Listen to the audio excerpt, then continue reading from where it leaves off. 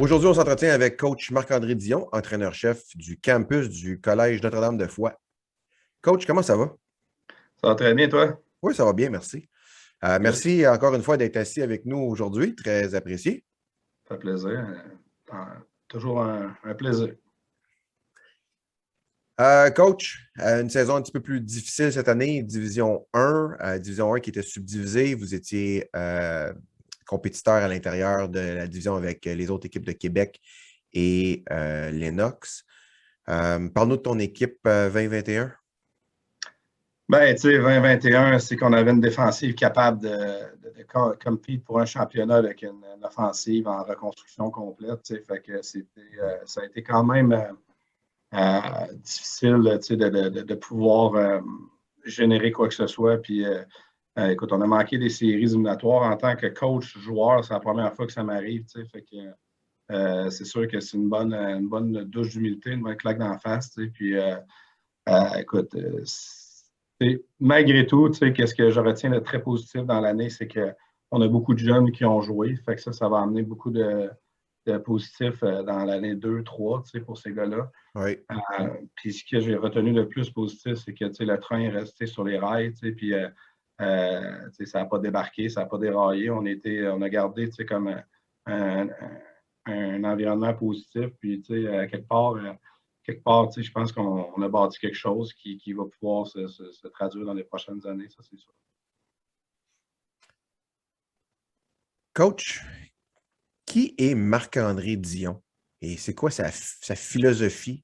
Puis c'est quoi la culture que tu apportes dans ton équipe? Ben, tu sais, qui je suis, tu sais, c'est sûr que je suis un gars qui, après ma barre, euh, bizarrement timide, mais tu sais, ultimement un bouffon. Euh, mais quelqu'un de aussi tu sais, sérieux puis intense. Fait qu'à chaque moment, je vais avoir un ou l'autre, mais tu sais, c'est sûr que Game Day, je suis un petit peu moins bouffon puis un petit peu moins timide. Mais, mais tu sais, non, c'est ça. Tu sais, moi, j'ai comme philosophie tu sais, de coacher hard les jeunes, Oui. les préparer pour la vie, les préparer pour le prochain niveau. Puis, tu sais, hard dans tous les sens, mais tu sais, tu sais, la fameuse phrase coach them hard, hug them later, là, tu sais, Bruce Arians. de faire exactement, de faire des câlins de temps en temps. Tu sais, c'est sûr que je pense que tu sais, c'est ça la personne que je suis. Un passionné de football qui dédie sa vie à ça en réalité. Puis, euh, écoute, ça fait depuis 2005 que je suis au CNDF. Donc, tu sais, notre slogan qui est Bleed Blue ici, tu sais, je suis la personne qui bleed le plus blue. Puis, c'est quelque chose tu sais, qui est ancré en moi, qui fait partie de moi. Puis, quelque chose, c'est mon bébé, je suis fier. Puis, that's it. Ça, c'est moi. Nice. CNDF, c'est un collège privé en bordure de Québec. Exact. Saint-Augustin-des-Maures, je pense, c'est ça? Yes, exact. Parle-nous des installations et puis de la vie étudiante overall au campus. Ben, écoute, nous autres, on a des installations qui nous permettent d'attirer des jeunes de l'extérieur parce qu'on a un campus, ça le dit dans notre nom. Tu sais, on a des Yep. résidences, c'est comme une mini-université à l'intérieur, tu sais, d'un cégep avec plein de pavillons. Euh, fait que, tu sais, en termes d'installation, tu sais, un peu comme tout le monde, là, tu sais, comme locker room, salle de muscu, mais tu sais, je dirais que cette année, on a pris quelque chose d'un pas de géant. On a toujours eu un stade intérieur qui nous permettait de faire du football à l'année, mais là, cette année, on s'est muni d'une surface synthétique extérieure. Donc, on va compter l'année prochaine jouer nos matchs directement ici sur le campus. Ça n'a pas été fait depuis 2016. Donc, pour moi, ça, c'est comme le summum. C'est comme, il n'y a rien ici qu'on n'a pas. On a tout pour le développement d'un jeune. Puis, rajoute à ça plein d'entraîneurs qui sont dans l'école, dans différents postes. Ouais. Beaucoup de coachs qui sont à l'intérieur de l'école. Ça amène quand même, quand même une dynamique intéressante. Puis, l'encadrement étant un collège privé, ben, l'étudiant ici, c'est un client, donc l'encadrement est mis en valeur, puis c'est ça qui est le plus important. Parlons académique. Le campus, il est reconnu pour quel programme académique en particulier, s'il y en a? Les programmes techniques, c'est police, ambulancier puis pompier. OK. Fait qu'on a comme les trois. Puis les programmes préuniversitaires, ben, dans le fond, on a un virage, on a une nouvelle direction ici, on a un virage beaucoup axé sur le sport.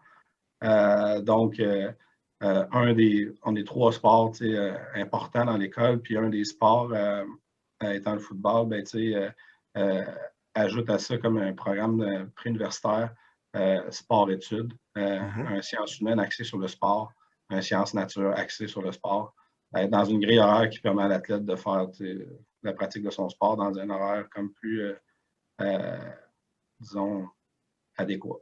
Oui, j'ai vu ça particulièrement, je pense, si je ne me trompe pas, on parle de, au lieu d'avoir juste un cours de psychologie, c'est psychologie du sport, puis économie sportive.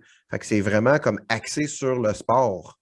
Exact, c'est ça. Ça fait une couple d'années qu'on a ça, puis c'est à quelque part, tu veux que les jeunes sportifs réussissent. Fait que, c'est ça, je pense, à la base, c'est quelque chose qui fait une grande différence si le sujet traité t'intéresse. Fait que...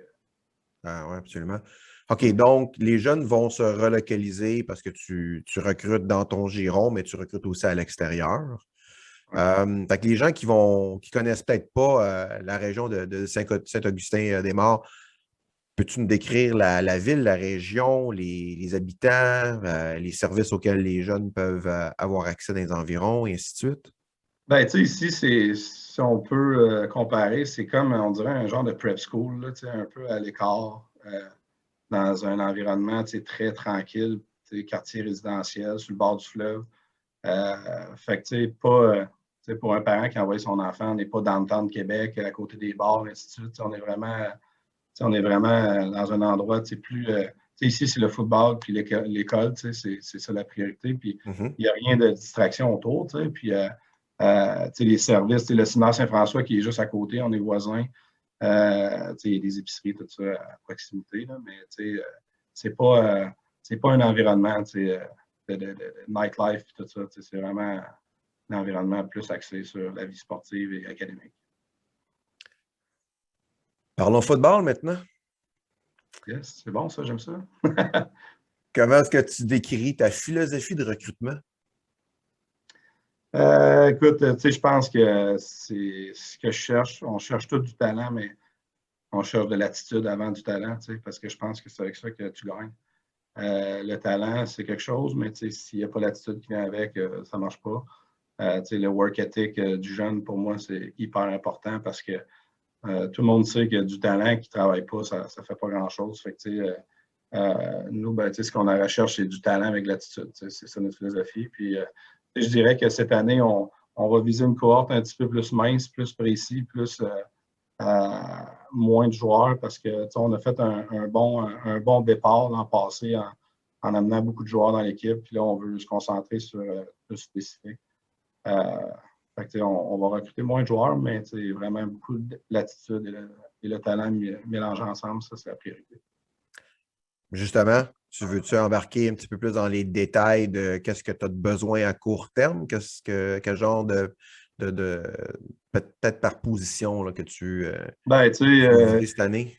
Je dirais que, mettons, en termes de numbers, où ce qu'il faut remplir plus de trous, Ouais. dans le box défensif, linebacker, D-line, on perd un nombre considérable de joueurs à ces positions-là. On était très, très mature. DB aussi, mais on avait rentré quand même quelques gars l'année passée. Fait que, on a moins besoin de numbers à cette position-là. Mais je pense que de rentrer, par exemple, un porteur de ballon, on a des gros porteurs de ballon, là, on a besoin de peut-être un speedster. Fait que, on va être spécifique là-dedans. Des plus gros receveurs, on a des bons receveurs, mais ajouter un peu de size. Carrière, évidemment, un carrière qui peut arriver day one puis compete. Des joueurs de ligne à l'attaque, ça va être de rentrer des gars prêts à jouer. Parce que depth-wise, on est correct. C'est des gars qui vont arriver compétitionner day one. Fait que, en gros, c'est ça. Pas de batteur parce qu'on en a rentré un l'année passée. Fait que, je dirais que c'est à peu près ça. Okay. Question à deux volets.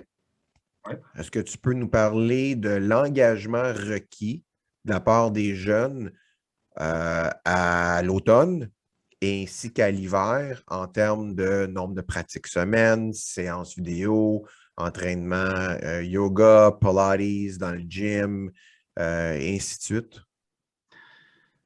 Mais tu sais, je pense en Division 1, ça va se ressembler beaucoup. Je pense que ça va être quand même similaire un peu partout en termes de durant la saison. Euh, tu sais, nous autres, on a juste une journée off par semaine qui est théoriquement dimanche, on joue le samedi. Mhm. Fait que tu sais, le lundi, ça va être une journée des meetings sur l'heure du dîner, puis entraînement le soir. Après ça, ben, ça va être des mardis, meetings sur l'heure du dîner, pratique. Euh, pratique journée 1, mercredi, meeting sur l'heure du dîner, pratique journée 2. Jeudi, même affaire. Puis vendredi, ça va être la journée avant le match. On va avoir des meetings sur l'heure du dîner. Puis pratique, révision, specialty, mais ainsi de suite.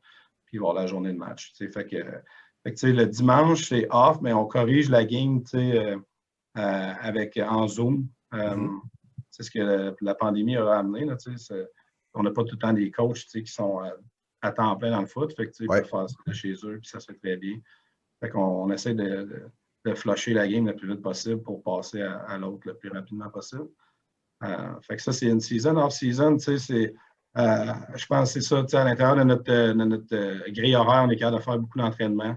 Fait que ça va être des entraînements à chaque jour, dans le fond. À chaque jour, il y a quelque chose durant la semaine. On ne met rien à la fin de semaine. Durant l'hiver, à part des entraînements avec des recrues, ça va être plus au mois de mars.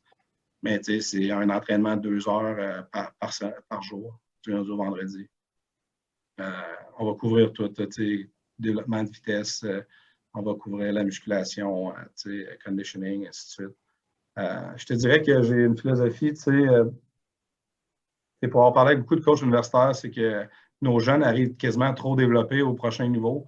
Donc, beaucoup plus susceptibles de blessures. Fait que là, une approche un petit peu plus, en termes d'entraînement, une approche un petit peu plus, disons, axée sur la santé du jeune. Mhm. Parce que, comme Bill Belichick dit, la plus belle qualité d'un joueur, c'est sa disponibilité. Là, fait que si tu n'es pas capable de jouer, ça ne sert à rien d'être bon. Fait que Ouais. la santé et l'académique, il y est pour beaucoup. Fait que, je dirais que ça, c'est deux aspects que, en tout cas en termes d'entraînement, ça, c'est ce qu'on met beaucoup l'emphase. On met beaucoup l'emphase.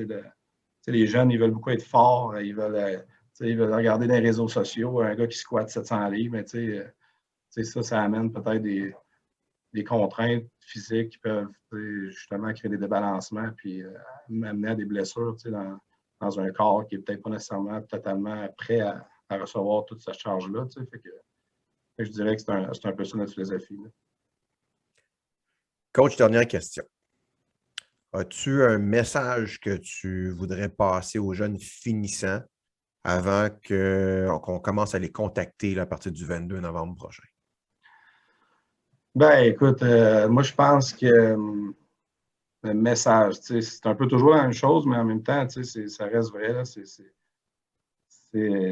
ça t'intéresse, dis-le. Si ça ne t'intéresse pas, dis-le aussi, parce que ça permet au coach de mieux axer ses énergies. Puis, c'est quand même un moment très intense pour le jeune, mais ça l'est aussi pour l'entraîneur. Fait que, le plus qu'il y a de transparence des deux côtés, le mieux que c'est, je pense. Puis, en même temps, c'est de se faire conseiller par des gens autour d'eux qui amènent leurs parents dans des visites, dans des rencontres, pour qu'ils voient, qu'ils donnent leur opinion, là, puis de faire un choix. Peut-être pas nécessairement, on s'entend, le cégep, ça commence au mois de septembre. Fait que, ils ont quand même le temps de réfléchir. Je ne dis pas d'attendre pendant 3 mois, mais il reste que de bien prendre le temps de prendre sa décision, d'écouter ce que les gens ont à dire, puis ensuite de ça, ben, en arriver à une conclusion. Puis, il faut que les jeunes pensent à eux, puis il faut qu'ils pensent à l'année 1, l'année 2 et l'année 3. Si tu es starter ton année 1, c'est bon. Mais si tu peux l'être, c'est une chance. Des fois, il y a des situations dans des équipes qu'ils perdent beaucoup de gars. Ça peut être bon, mais je pense que de ne pas juste voir l'année 1, puis de ne pas juste voir, de voir ça comme un tout, là, le développement, toutes les options qui t'intéressent, de mettre ça sur 3 ans, sur 3 saisons. 3 saisons, oui. Yes. Nice. OK. Coach Dion, Merci beaucoup pour ton temps aujourd'hui. Encore une fois, très apprécié. Je te souhaite une bonne saison de recrutement, puis un bon off-season également. Puis on se reparle bientôt. Yes, merci beaucoup. Merci à toi.